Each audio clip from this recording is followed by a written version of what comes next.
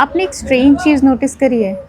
Longest running debate in human history is about something जो कि कभी कंक्लूसिवली प्रूव नहीं हुआ और ना ही वो डिसप्रूव हुआ है। Does God exist? सेंचुरीज से लोग आर्ग्यू कर रहे हैं, philosophers, scientist, saints, atheist. Arguments evolve हुए हैं, लैंग्वेज चेंज हुई है, साइंस आगे बढ़ चुकी है, पर इसका रेजोल्यूशन नहीं मिला। और यहाँ वियर्ड का मतलब फ़नी नहीं है, वियर्ड का मतलब है फ़िलॉसफिकली अनयूजुअल। एक ऐसा क्वेश्चन जो इतनी डिस्कशन के बाद भी फाइनल आंसर रेजिस्ट करता है। तो बिलीवर्स बोलते हैं गॉड एग्जिस्ट्स, एथीस्ट कहते हैं कि there is no evidence. Believers faith की बात करते हैं और एथीस्ट प्रूफ की बात करते हैं, और दोनों आर्ग्यू करते हैं जिससे फाइनल आंसर मिलते ही लाइफ फंडामेंटली चेंज हो जाएगी। पर एक बार रुक के देखते हैं कि अगर कल किसी तरह प्रूव हो भी जाता है कि गॉड एग्जिस्ट करता है, तो क्या चेंज हो जाएगा? क्या लाइफ की अनसर्टेनिटी ख़त्म हो जाएगी? क्या सफरिंग कम हो जाएगी? क्या एफर्ट ऑटोमेटिकली सक्सेस गारंटी करेगा? नहीं ना।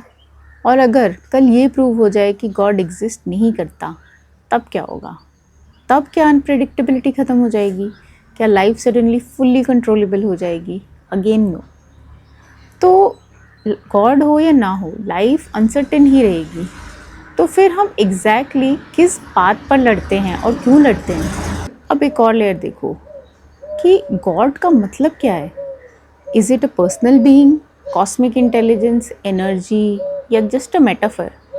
और एग्जिस्ट का मतलब क्या है? Physical existence, beyond measurement, conceptual presence. अगर डेफिनेशंस ही फिक्स नहीं है, तो क्या हम सेम चीज़ पर डिबेट कर रहे हैं या अलग अलग कॉन्सेप्ट्स को सेम वर्ड से ही बुला रहे हैं?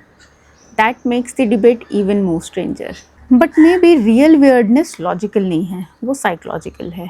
Why does this debate trigger so much emotion? Because ये सिर्फ थियोलॉजी का क्वेश्चन नहीं है, ये वर्ल्ड व्यू का क्वेश्चन है, ये आइडेंटिटी की बात है। बिलीफ एक फ्रेमवर्क है और डिसबिलीफ भी एक फ्रेमवर्क है। दोनों लोगों को लाइफ समझने का एक स्ट्रक्चर देते हैं। बिलीवर के लिए फेथ कंफर्ट और सरेंडर देता है, एथीस्ट के लिए लॉजिक, क्लैरिटी और इंटेलेक्चुअल स्टेबिलिटी देता है। दोनों अपनी लाइफ नेविगेट करने के टूल्स हैं। और शायद यहाँ एक और इंटरेस्टिंग इंसाइट आता है। बोथ साइड्स एक्चुअली डील कर रहे होते हैं एक ही चीज़ से, वो है अनसर्टेनिटी। लाइफ अनप्रेडिक्टेबल है, एफर्ट सक्सेस गारंटी नहीं करता, गुड इंटेंशंस प्रोटेक्शन नहीं देते, कंट्रोल लिमिटेड है और ह्यूमन माइंड को सर्टेनिटी पसंद है। बिलीवर अनसर्टेनिटी को गॉड का प्लान बोलता है और एथीस्ट अनसर्टेनिटी को रैंडमनेस या प्रोबेबिलिटी बोल देता है। बस नाम अलग हैं, पर एक्सपीरियंस दोनों का सेम ही है। Limited control, incomplete knowledge, unanswered outcomes. तो phenomena is same, just that the label is different.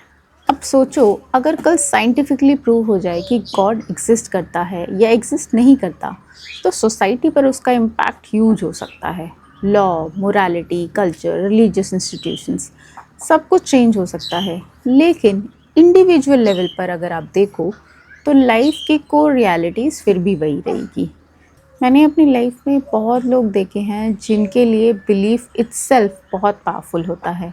उनके लिए गॉड का एग्जिस्टेंस प्रूव करना ज़रूरी नहीं है, उनके लिए फेथ ही इनफ होता है। और इंटरेस्टिंग बात यह है कि वो लोग लाइफ के अप्स एंड डाउन्स को काफ़ी स्टेबिलिटी के साथ हैंडल कर लेते हैं। उन्हें लगता है कि कोई है जो देख लेगा, कोई है जो संभाल लेगा, और उस बिलीफ से उन्हें रिलीफ मिलता है। और शायद यहाँ एक डीपर रियलाइजेशन आता है कि कभी कभी बिलीफ का वैल्यू इस बात में नहीं है कि वो ऑब्जेक्टिवली ट्रू है या नहीं।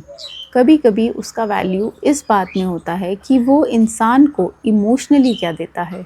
इसलिए गॉड एग्जिस्ट करता है या नहीं, ये क्वेश्चन फिलोसफिकल है, लेकिन बिलीफ का इम्पैक्ट बहुत प्रैक्टिकल है।